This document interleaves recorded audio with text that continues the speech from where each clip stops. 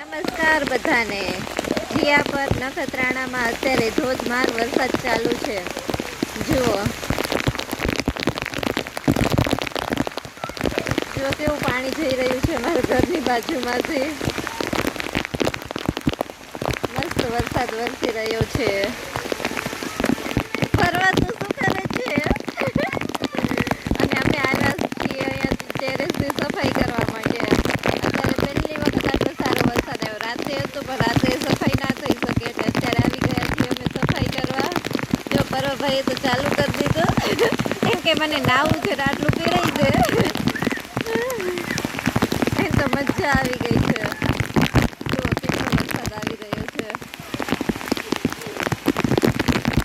આ વખતે પણ મોડે મોડે વરસાદની શરૂઆત થઈ ગઈ એટલે બધાને બહુ મજા પડી ગઈ છે.